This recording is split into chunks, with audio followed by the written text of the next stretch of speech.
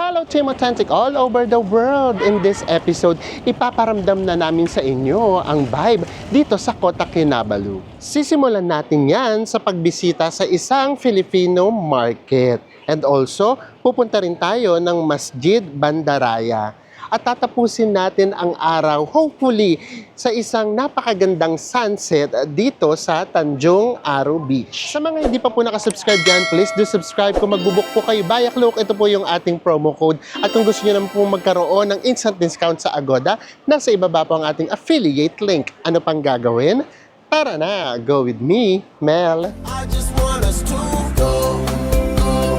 Drop everything and just go. Mabuhay Pilipinas! Hello, Kota Kinabalu, Malaysia! Yes, in this episode, ipapafeel na namin sa inyo kahit papaano yung vibe dito sa Kota Kinabalu. Yes. Alam nyo, yung Kota Kinabalu, ano siya, pang-parelax lang talaga. Ito yung kapag meron kayong bakanting Weekends, ganyan, quick escape. Yan. Ganon. So, Kota Kinabalu is the key. Kapag gusto nyo lang magliwaliw ng very light. And then, yung pamasahe kasi rito, guys, minsan ang balikan nasa pagka-piece of fare, nasa 4,000 pesos lang. Mas mura pa kaysa sa iba. Yun, no? Ayoko na magsalita. So, anyways, eto na nga yun. In this episode, ang una natin pupuntahan, yung Filipino market. Or dito kasi ang tawag nila, parang handicraft market. And lalakarin lang natin siya from our accommodation. Ito yung ating accommodation. And apaka-araw. Pero wag tayong maniniwala. Kasi may mga times na umuulan ng hapon. Sa 2 days na namin dito, yun yung nararanasan natin. Ito pa yung mga napapansin namin, ang hiling lang sa mga murals. From time to time, meron tayong madadaanan. And alam nyo, yung Kota Kinabalu, ang laki niyang city ha. Pero parang ang relax pa rin. Ito. Meron din ditong mga seafood. So tignan natin kung makakapag-seafood tayo. O, diretso lang tayo, lalakarin lang natin papuntang Filipino market. 14 minutes walk from our accommodation. Grabe. Ang relax lang talaga nung vibe. And hindi ganun karaming tao. Akala ko kapag Kota Kinabalu, since malaking city siya, so para rin siyang buhay na area. Hindi pala. Ito yung mga tindahan dito. Parang ang lulungkot din. Tignan natin doon sa Filipino market. And na-curious lang kasi kami bakit siya tinawag na Filipino market. Filipino ba yung mga nagtitinda? Or Filipino yung mga paninda? Ay, ayan. Paglabas na mismo sa pinaka main road, ayan, mafe-feel mo na talaga, ay, city talaga siya. Hindi ito yung parang Langkawi na super laid back at saka super nature agad. Hindi naman to ganon. Kumbaga mix siya. Para siyang ito yung parang lumang Kuala Lumpur, yung dating. Or yung pagka nandoon ka sa hindi mismo Kuala Lumpur na lugar, yung mga 30 minutes away sa Kuala Lumpur, ganito yung vibe niya, na napaligbutan ng dagat at bundok. Ganun siya. Nandito tayo sa Center Point Sabah. And may Jollibee. Actually, wala pa kaming nakakasalubong yung talagang Filipino from the Philippines talaga. Sa bagay, hindi pa naman tayo nag-explore, nag-island lang tayo kahapon. Ang nakakasalubong namin, sinasabi nila Filipino sila. Pero, dito na talaga sila naka-base. Pasok tayo dito sa Center Point Sabah. Ayan, very Pinas vibe. Diba? Parang sa Divisoria. Parang Divisoria. And then yung Green Hills, yung bilihan ng mga cellphone. Ganun siya. And then may bilihan din sila ng gold. Dito, hindi mo ma-feel yung Kuala Lumpur na Malaysia. Hindi siya ganun. Yung parang modern na modern. Itong lugar na to, malayo siya sa ganun. Mas malapit siya sa Pilipinas. Yung feels niya, mas Pilipinas. Di ba nga kasi guys, sabi nila, mas malapit na nga tong Saba sa Tawi-Tawi kaysa yung Tawi-Tawi sa Manila. Yes. So actually yun din, isa din yun sa mga reasons kung bakit namin gustong pumunta rito. Kasi nakarating na tayo sa Tawi-Tawi eh. Oo. Gusto naming malaman, ano ba yung nasa kabilang dako? Diba? So yun yung finifeel natin now.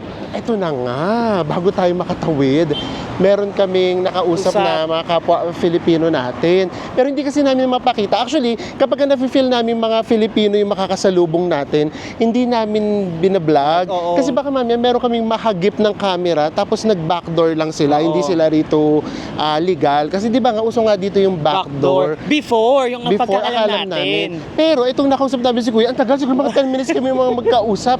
Grabe siya rin nagsabi, Filipino. Oo. Filipino din ako ha. Filipino din ako. Oo. 3 years ago lang siya rito napunta and backdoor din. Oo. Pero tinatanong namin siya ngayon, legal na daw siya. Pero syempre, di ba, just to be safe, wag na lang natin siyang ipakita. So ayun, ang dami daw dito. Grabe daw, mayat-mayat. Ano daw guys, Dumadating daw lagi. uso pa yun daw backdoor dito at marami Oo. daw talaga nagba-backdoor from Tawi-Tower, Zamboanga. Sambuanga siya, taga Sambuanga siya. And ang sabi niya talaga, di hamak naman daw na okay, Mas yung okay. kita dito. Kaysa daw nandun talaga sa Pilipinas. Grabe, no? Ito yung mga, actually, kapag nagbablog tayo, ito yung ayaw na sana naming itinatakil. Kasi syempre tayo, kasi nagta-travel vlog naman tayo, gusto namin sa ipakita yung lugar mismo, maganda man or medyo hindi. Pero ayaw sana namin na masyadong personal na may ganito. Pero wala eh, meron at meron talagang lalapit sa'yo para magkwento.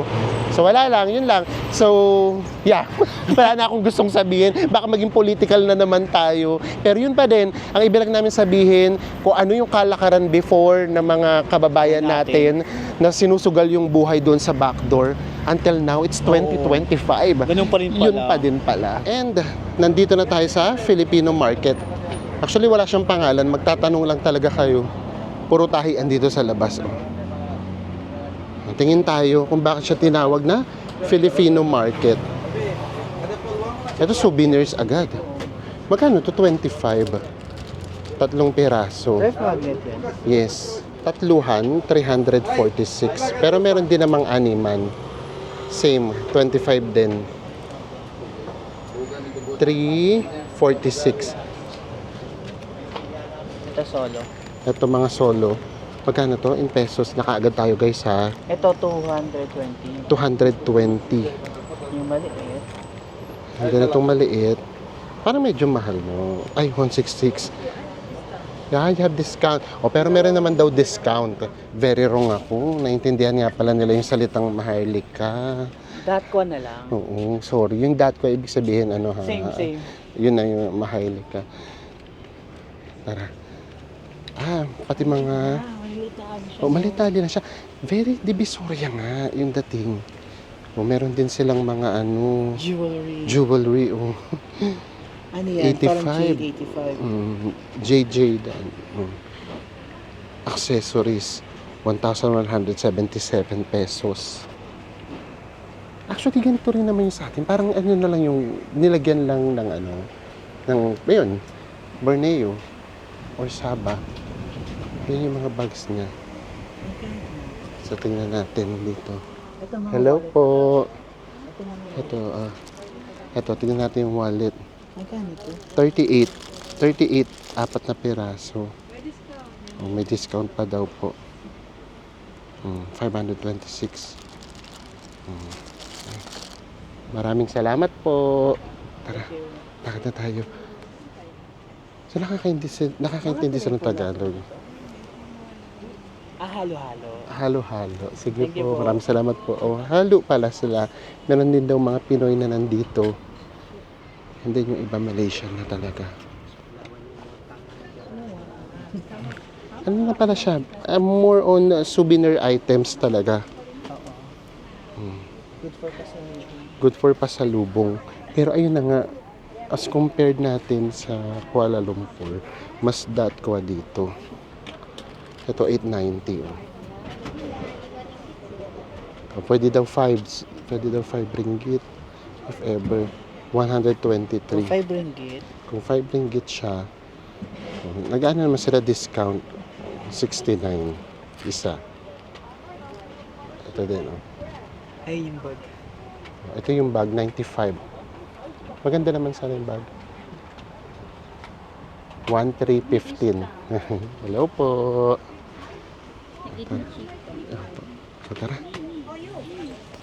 Ay, wait naman ng ano. Ang gito yung... Ang cute naman ni Mingming. Dito natulog si Mingming sa accessories. Hindi namin maintindihan kung bakit siya tinawag na Filipino store. Parang siguro branding na lang din. No? Pero itong nakaka-Pilipino. Itong sa labas. Di ba? Very Pinoy. Yung may ganitong tindahan. Pero hindi rin naman mga Filipino yung mga products. And then yung mga nagtitinda, halo din daw. Pero feeling namin hindi as in Pilipinong-Pilipino. Baka halo na din sila.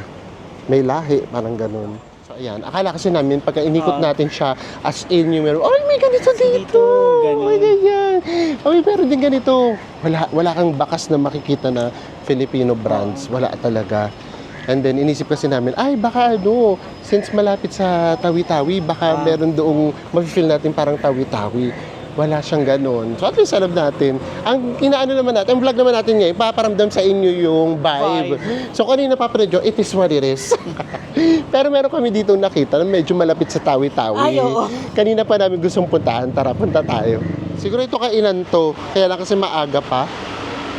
Or baka night market kasi siya. Pakita lang namin sa inyo. Ito yung nakakatawi-tawi. Medyo may similarities. Kasi nga, nandito na sa dagat. Ayan. Tapos tingnan nyo yung dagat, yung dagat tuloy. Tingnan nyo yung mga bangka.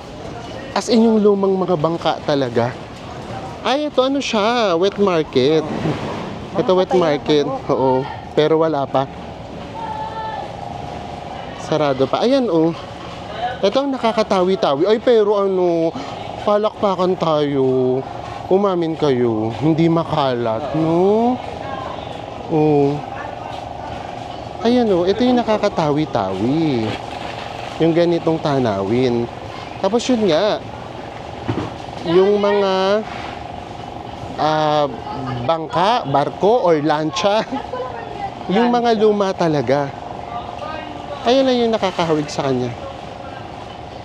And dito nga sa Kota Kinabalu, sitting city siya, pero close na close ka na sa nature. Ayan din, from afar, sinum lang namin, makikita nyo may mga stilt houses din sila. Alala nyo yung parang pinuntahan natin sa Badjao Village. Diba? So ito medyo malapit. Parang mafe-feel mo dito, para kang nasa Tawi-Tawi. Kaya na-wonder, nung nagpunta tayo ng Tawi-Tawi, medyo meron kaming culture shock ng very light. Kasi parang ganito yung vibe niya. So ayan, to be honest, itong nafe-feel namin now, ito yung na-feel namin last time sa Tawi-Tawi. tayo. Oo, nung nag-ikot tayo. Tapos di ba palagi natin sinasabi nun, guys, parang wala talaga tayo sa Pilipinas. Oo. Pakiramdam namin, nasa Malaysia tayo o Oo. sa Indonesia. Ito naman dito sa Kota Kinabalu. Oo. Yun, gano'n na gano'n yung napipil namin. Yes, sa Kibala kasi doon, sa Tawi-Tawi kasi, meron nga kasi mga nagtatagalog. Oo. Dito kasi, very light. Meron din naman, pero very, very light At saka lang. may tricycle doon. Oo. And tignan nyo naman yung nangyari sa panahon, guys. From maaraw na maaraw kanina, ngayon naman, dumilim bigla. Actually, may paambon-ambon ng very light. So, ang gagawin natin, balik muna tayo sa ating hotel. And then, pahinga lang tayo ng very light kasi tanghaling-tanghaling tapat. Lalabas ulit tayo sa hapon para makapag-explore ulit tayo. And this is it. Ipagpapatuloy na uli natin yung pamamasyal. Pero tingnan nyo guys, so medyo umaambon talaga. Tapos madilim. So, promise, ang sarap lang sanang magpahinga. Ang sarap lang dito sa room natin. Pero syempre gusto pa rin nating ma-feel yung vibe ng Kota Kinabalu. And now, ang pupuntahan nating mosque ay... Masjid Bandaraya, Kota Kinabalu. Yes, yun yung nasa gitna Ng lake. ng lake. Tapos guys, ganito pala dito, everything na magbubuk ka ng Grab, dito yung magiging waiting area sa loob mismo Ng lobby. ng lobby. Tapos, lalabas ka na lang pag nandyan na yung grab car nyo. Yes, ayun yung mga nandito, meron silang hinihintay na grab car. Pero tayo kasi mga Pinoy, hindi tayo sanay nung ganun. No? Yung gagawin natin, magbubook lang tayo, and then, tsaka tayo lalabas. Aabangan na natin kagad si Kuya. Nakabook na tayo ng Grab. Magkano yung Grab? 128 pesos. For less than 10 minutes ride lang. Ang nakakaloka, kapag nilakad mo kasi siya, ay 1 hour and 23 minutes. Ang layo kapag kalakad. Ganun. After mga 15 to 16 minutes, nandito na tayo sa Masjid Bandaraya.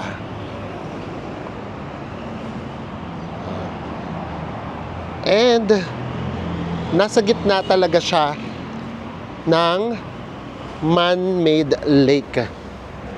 May entrance pala siya na 5 ringgit. Pero kapag ka Muslim, walang bayad. Tapos yung bayad natin guys, hanggang dito lang siya. Dito lang tayo sa labas. Hindi tayo pwedeng pumasok sa loob. Okay rin na din. Para mas makita natin ang malapitan. So guys, ang binayaran natin ay 69 pesos. Pwede Yes. naman tayo dun sa labas lang. Kaso nga lang, delikado. Kasi nga, roadside Dinadaanan siya. talaga. Oo. So dito na lang din tayo. Ito guys, so pwede naman dito sa labas. Kasi meron niyang harang. So kung ayaw natin magbayad ng 69 pesos, dyan lang tayo. Diyos mio. Mukha naman tayong bumalik sa pagkabata na nakikinood ng TV. So dito tayo para kahit paano malaya tayong makalakad-lakad. Ito na yung pinaka-mosque. And yes, man-made lake siya. Matagal-tagal siyang nagawa kasi kinulang daw that time ng pondo. And itong mosque na to ay inspired sa Nabawi Mosque in Medina, Saudi Arabia. Kaya ganun yung architecture niya. Actually, parang ganun nga. Parang Middle East. Marami talagang photographer na pupunta dito kasi nga nagkakaroon siya ng golden effect during sunset. Oo. And also, maganda na lang din, no, na strict sila. Yung mga non-Muslim, hindi sila pwedeng Pwede pumasok. pumasok. Kumbaga meron lang tayo ritong view deck. Oo, Parang ganon. And then, yung mga totoong Muslim, ayun, nandun sila sa loob. Sila lang yung pwede doon pumasok para talagang makapagdasal talaga sila ng maayos. Ito yung mga ganap dito, as in pictorial lang. And then ito nga, kung ayaw nyo pumasok, pwede din naman. Kasi meron naman ditong area. Ayun nga lang, hirap lang talaga mag-picture. Tapos, kapag ka naman, Muslim kayo, merong special na designated area for you. Ayan, oh. Pwede kayo dito mag-picture or mag-video. Diyan yung sa loob. Tapos ito yung background nyo.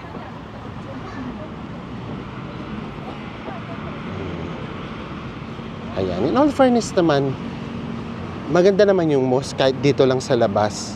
Actually, dito sa Kota Kinabalu, kapag hindi kayo mga magdi-dator, ganyan, apaka-relaxing lang talaga. And ang mura ng pamasahe dito, kapag nagpipiso fare to, nasa 4,000 lang. And then, from the Philippines, mga 1 hour and 20 minutes lang yung travel time. Mas malayo pa yung pagka pumunta ka ng Siargao, na minsan 2.5 hour. And yung pamasahe talaga, mas mahal pa sa Siargao.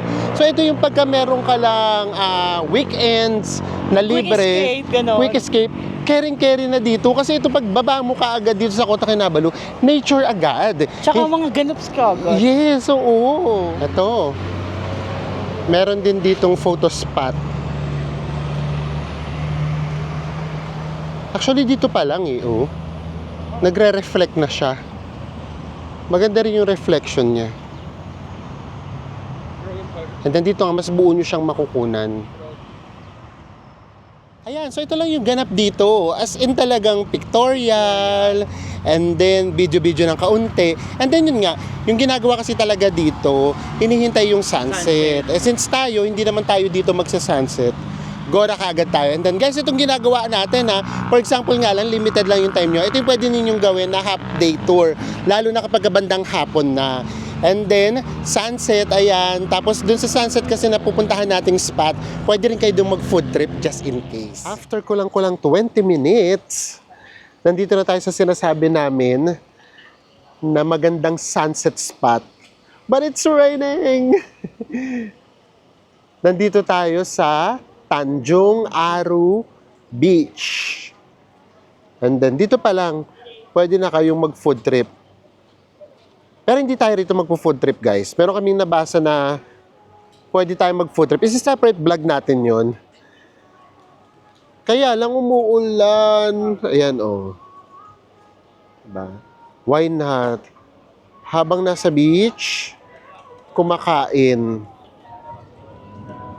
Tingnan natin kung pagpapalain tayo ng magandang sunset.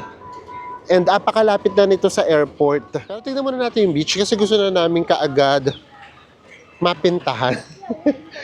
Although again, hindi naman na nga tayo nag-expect ng ganong kaganda. Nanggaling na rin naman tayo sa Manukan Island. Apakaganda naman nung beach doon, yung island na yun. Oh, eto na siya. Are you ready?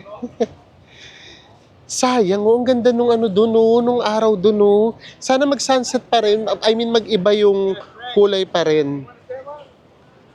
Ayan. Ina-offer na tayo ng table. May bayad yung table. Ay! Yung buhangin niya. Brown. Brown siya. Oo. So, hindi ganung kaganda yung buhangin. Pero pino din. Same din sa Langkawi. Ganun, Oo, diba? same sa Langkawi. Grabe. Ang haba niyang beach. Tignan natin ang tubig. Grabe, oh. Ang lakas ng alon. Wala eh. Pumunta kasi talaga tayo tag-ulan. And ayan, katulad ngayon, meron na namang bagyong papasok sa Pilipinas. And medyo malapit din kasi na to sa Pilipinas. Grabe, nakikita nyo ba yan kung gaano kaitim yung ulap? Tapos doon sa unahan, doon lang medyo nababago yung kulay. Pero ayan, oh, grabe. Parang napapalibutan talaga. Pagka dilim-dilim na ulap. Ayan yung ganyan, just be you. Yung ulap talaga ang dilim. In all fairness naman, di ba? Pagka ganyan, ang ganda niyang tignan. Oo. And then yung ibang tourist dito, guys, siguro gabi pa yung flight nila, dala na nila yung mga maleta. Kasi nga, ang lapit na nito sa airport. Kumbaga nag-check out na sila. And then dito na lang sila maghihintay. Which is good idea, ha? Ayan, yung ganito. Maganda naman siyang tignan. If ever, ito yung magandang gawin dyan. Mag-drinks. And, mura-mura lang din naman yung mga drinks. Ito yung mga prices. Oh. Yung big. Siyempre, dapat i-big nyo na. 16. Mango Cado Juice. Ay, yan taray. 221. O, at least, nandito kayo sa beachfront. At saka malaki yun. Guys, ito yung 221 pesos. Malaki naman siya. Ilang ounce to? 22 ounce yata. Hindi yata. Ay, Mas hindi. malaki to sa 22 32, ounce. Oh. Ito yata yung 22 ounce. 22 ounce. Yun naman yung 12. Ayan. Yung 12 ay Avocado ito kasi yan ito. 166. Nakakaloka. Puro Filipino pala. Hindi marunong sila mag-Filipino talaga. Ito doon guys, sabi kay Mel, huwag ka na mag-English, mag-Tagalog ka na pare. Marami pala dito talaga nagtatagalog. Pero pati rin hindi siya talaga Filipino. As in Filipino eh. Pili ko nga, oo. Siguro nga kasi may lahi silang Pinoy. Oo, siguro. Tapos siguro may community, Oo. community kasi talaga dito ng mga halo, yung may Filipino na. So natuto na lang din siguro sila. Kasi hindi naman talaga sila Filipino as in Filipino. Although meron man tayo nakasalubong nga kanina si Kuya, talagang Filipino talaga siya. 3 years ago lang siya rito pumunta. Meron ditong mga seafood. Sikat din yung Kota Kinabalu for seafood. Pero hindi dahil sa mura. Dahil daw sa freshness. Yun yung sabi nila.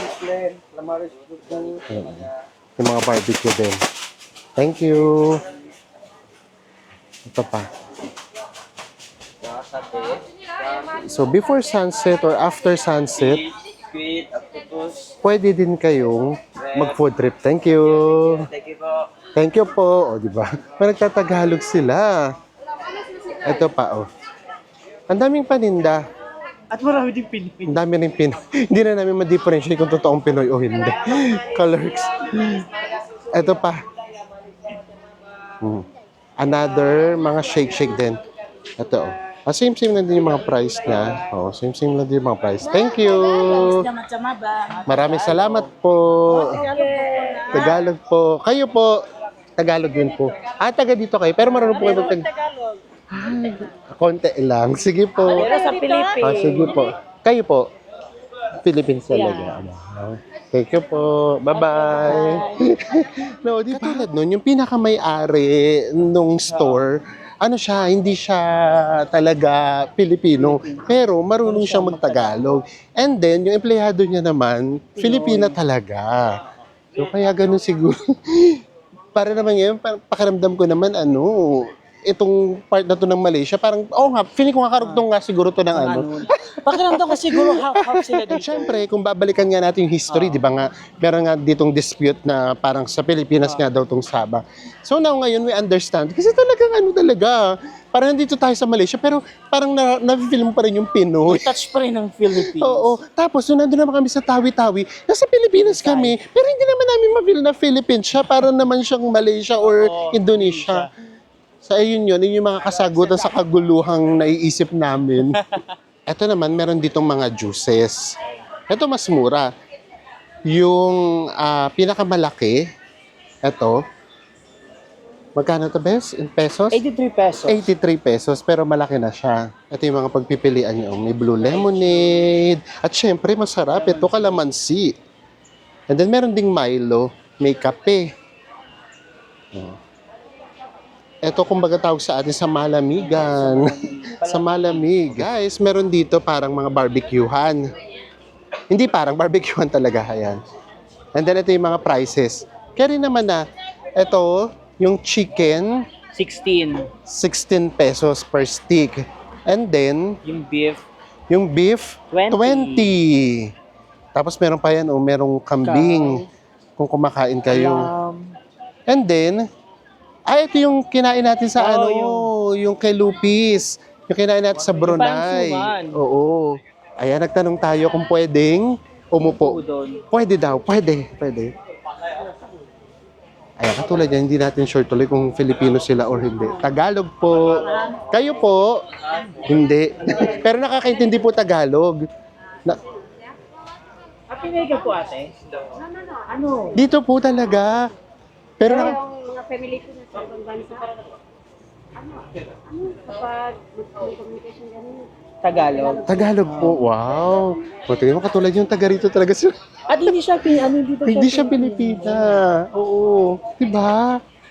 Kaya nga dito parang hindi nyo mafe-feel na wala kayo sa Pilipinas. O, ayan. Bili tayo nito. Tig-tatlo siguro tayo. 3 chicken. And then 3 beef. Galing naman. 3 chicken po, 3 beef. Apo. Sa Manila po, ang galing mag-Tagalog, no? Bakasyon lang po. Ang galing. Okay naman po. Na-tsempo lang po na maulan. Medyo maulan. may sunset din yan. May sunset pa rin po. Ay, umuulan din po kahapon pero may sunset, no? Oh, sige po. Maghintay po kami ng sunset. What time po usually sunset? 6 p.m. na. Ayan. So, tapos, iinitin uli dito. Luto na siya, kaya hindi kayo maghintay na matagal. Body, iinitin lang talaga siya. Thank you po. What's your name po? Ano pong name nyo? Di ba? Ang galing niyo mag-Tagalog, no? Konti lang. Ito na yung ating food. Dinatid na ni Ate Mai. Thank you po. Ayan. Nakakaaliw. Actually, Nakakatawa. Yung naku-culture shock ka ng kakaiba, hindi nakakatawa. Minsan ako culture shock tayo sa Pilipinas kasi pakiramdam mo hindi Pilipinas. Ngayon naman ako culture shock ka na wala ka sa Pilipinas pero pakiramdam mo nasa Pilipinas ka din. Ito na in-order natin. Tig-tatlo kami ni Enzo na chicken and then 3 beef. Ganon din sa kanya. And then, ito curry sauce, no? Parang curry sauce. Tapos, ang maganda doon, ito yung gusto namin sa kwek-kwek. May pag-garnish. Yung merong Pipino sibuyas at saka pipino. Tapos ito tama sa Enzo. Alam niyo sa atin yung puso, yung tawag, yung kanin na nasa Dahon ng nyog. Ito ganun. Pero nasa nasa plastic siya. plastic. Tapos iniwa din siya ng 4. Mga ano pa, kulang-kulang 1 hour 1 pa hour naman pa daw. bago mag-sunset. And yun nga, nag-worry kasi kami baka wala. Kahapon kasi umuulan, pero may sunset daw kahapon kahit umuulan. So baka ngayon, tikman natin yung curry. Masarap yung curry. Maintindihan tayo. Ang masarap. Pero masarap na guys. Masarap yung curry. Hindi matapang. Thank you po. Sandro, swertin daw tayo sa sunset. Masarap yung curry. Matamis, no? Matamis na ano. O baka yung milk yun? Yung curry. Ay, malaman natin yung pag sinawsaw natin itong yung rice natin. Masarap ng curry. Ito siya guys, oh. Sinawsaw ko para mas malasahan natin. And then bagay din pala yung curry na merong ano, pipino. Matamis talaga siya. Sarap nga eh. Tapos yung texture niya, parang yung sa ano, kare-kare. Oo, parang ganun. Ganun siya yung malapot na ganun. Baka nag-adapt na din sa Pilipino na ano. Na lasa. Sarap niya. Kain lang tayo saglit. And then sana nga pagpalain tayo ng sunset. At umulan na nga talaga. Huwag na tayong mag-mic. Pakita lang namin sa inyo yung itsura nung sunset. Ayun kasi yung talagang pinupush nila dito eh. Tingin tayo sa picture. Can we see? Sorry. Yes, can. Ito. Pwede po. Pwede po. Huwag kang mag-alala. Yay! Sama-sama tayo Pilipino. Sama-sama po tayo ayan o. Yeah. Ganyan kaganda yung sunset dito. Kapag ka maganda yung panahon. Ang pagmamahal kahit saan ka. Yes Basta po. mahal mo yung tao, mahal ka rin niya. Tama po. Mabuhay ang Pilipinas. Marami magandang... Mabuhay dito sa Malaysia. Mabuhay dito sa Pero Malaysia. kahit Okay po. baka kahit... Joke lang ha, joke lang. O, ayan, ganyan kaganda yung sunset. If Matagal ever. na kami dito. Matagal na po kayo Kailan lang dito. kami nakaregister. From 1983 ba? Pinanganak ako 1983. Nandito na pala. Malaysian citizen. Inak po kayo. Wow. Pero marunong pa rin magsalita. And eto, nagkalamansi juice tayo. Pagkalaki-laki naman hati na lang kami ni 6 Enzo. ringgit. Yes. So ayan, meron naman tayo nakausap, nakababayan natin. Grabe, 1983 pa lang. Ang tagal niya na dito. Nandito na siya. 42 years na nandito. Oo, ka-age mo. Tapos, yung mga anak niya daw nandoon daw, alam nyo, sorry, sige hindi ko na nga lang ikukwento. Basta you know, ito nga yung sinasabi namin sa inyo, minsan ang hirap na magbingi-bingihan, magbulag-bulagan. Kasi, nabibiyayahan tayong mag-travel eh. And then, nabibiyayahan din tayo na nakakasalamuha natin yung mga kababayan natin na nakikipagsapalaran sa ibang bansa. So, yung hinanain nila, hindi mo na yun minsan, hindi mo na malunok. Minsan talaga, meron talaga sa yung may something na pupunit eh. Merong uukit. And yun pa, bukod sa mga nasa ibang bansa, pati mismo sa Pilipinas, yung nagtutour tayo, lagi kami nakakarinig ng mga ganyan. So, ano ba naman tong vlog na to? Naging buhay ano na to? Ayan yung realidad ng buhay. Siguro kasi itong Kota Kinabalu, kadugtong ng Pilipinas. Oo, baka kaya ngayon, grabe. Ang dami nga namin kinat. Kasi sinusuportahan niya daw si ganitong ganyan president. Baka mamaya kay ganito kayo, ha? So, ayan. So, yeah. Alam niyo naman pagka nag-vlog tayo, yun na nga, it is what it is. Ito yung na-experience natin. Ito yung ipapakita namin sa inyo. Ayaw namin gawing magandang-maganda yung isang lugar or yung vibe na hindi naman siya ganun kaganda. Ayaw din naman naming pagmukaing madrama or pagmukaing tsaka yung isang lugar na hindi din naman. It is what it is. It is what it is. Feel na ang rush. Ang sunset rush. Ang sunset rush. Kasi ayan na talaga eh. Kaya ito na, mas lalo na naglabasan yung mga paddleboard.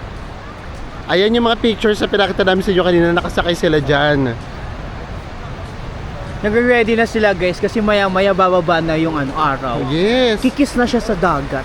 Pero kahit pa paano naman, Oo, pag di pag bumaba yan, maganda oo, yan, promise. partida naman, napaka-ulap pa niya na. Ay, kita-kita niyo yung ulap eh. Pero kahit pa paano, ang ganda pa rin.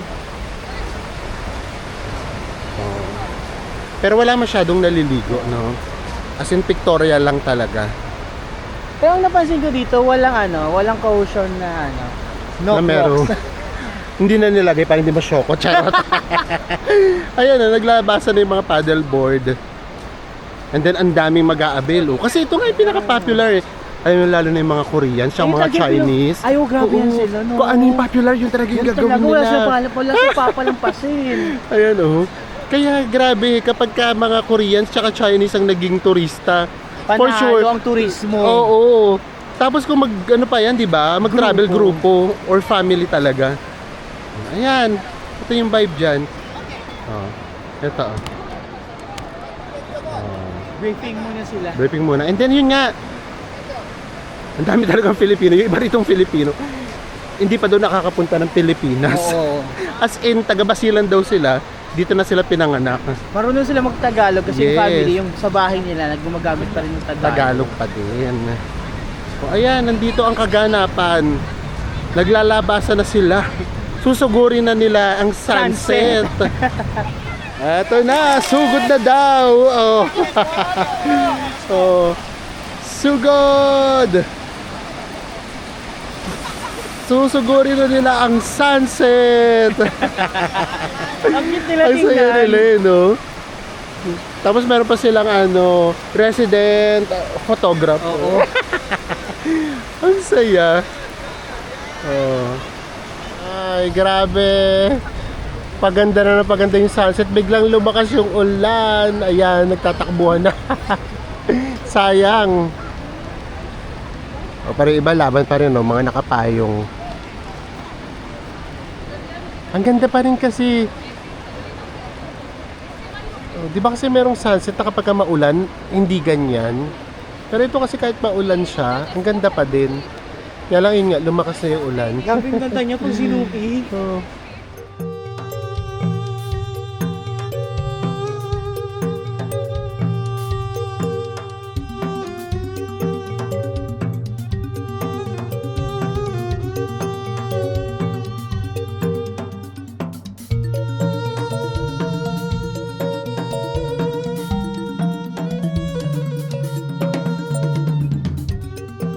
Yay! Nabiyayahan pa rin tayo ng magandang Magandang sunset. sunset. Alam niyo kung yung nakaka-amaze doon? Maulan. Oo. Pero may ganitong kagandang sunset. At saka yung pag tinignan mo yung sunset, parang pagkalaki-laking araw niya. Yes. So, di ba? So, dito na natin tatapusin yung araw natin. So, kamusta ba? Marami kasi nagsasabi boring daw sa Kota Kinabalu Oo. tsaka sa Brunei. Pakiramdam namin, depende kung anong klaseng traveler kayo. ka. Oo. Pero kasi kung ikaw yung tipo ng traveler na, for example, yung maupo ka lang sa isang lugar, manamnam mo lang yung vibe, tapos may enjoy mo na. Pero ikaw yung tipo ng traveler, gusto mo, ang daming ginagawa, maingay, Oo. maraming tao. Naku, maboboard ka talaga. Yes. And, yes, nakaka-board siya kung isang buwan ka dito. Ay, usually naman, pagka Kota Kinabalu, 3 days lang, 3 days. carry na. Oo. Ito nga yung parang nga dun sa mga mahigpit yung schedules. Oo. And then, meron lang kayong long weekends. Quick getaway Yes, na. pwedeng-pwede na to. And then, kami kasi, ang tumatak na kasi talaga sa amin ngayon, yung mga nakasalamuha namin. Kasi parang iba siya sa amin. For us, imagine niyo yun, nakukulture siya kami, nabaligtad, nakukulture siya kami, napakaramdam namin, nasa Pilipinas kami. Oo. Ganun At saka siya. kasi di ba pag nakakasalamuha tayo ng locals, pakiramdam natin, mas na-immerse tayo sa culture. Yes. So kami, na-enjoy namin siya. Hindi na yung mga pinuntahan natin, hindi na yung ganda niya ba, ganyan. Yun, okay lang yun. And also, marami rin naman kayo rito activities na pwedeng gawin. Nagkataon lang na yung activity na gusto natin gawin, yung magre-river cruise tayo, 20% lang daw yung chances na makikita natin lahat ng mga animals na nandun, pati yung monkey. Monkeys. O ayaw naman namin ng 20%. Ang litong chance, O kung grabe. 50% baka isugal natin. So, and then meron din ditong mga island hopping. Tayo nga, hindi nga talaga island hopping, isa lang yung pinuntahan natin. Pero kami, as a whole, na-enjoy naman Oo. namin siya. So, meron pa tayong isang vlog. Magpo-food trip tayo kung saan tignan natin. Basta kailangan meron tayong food trip para matikman natin ang lasa. Ang lasa ng Kota Kinabalu, ang sagwa. Hindi, mas makilala natin ang Kota Kinabalu sa pamagitan ng pagkain nila. Yes! Ang Pauline. And with that, magkita-kita ulit tayo sa mga susunod pa nating Kota Kinabalu Travel Vlogs. Bye everyone!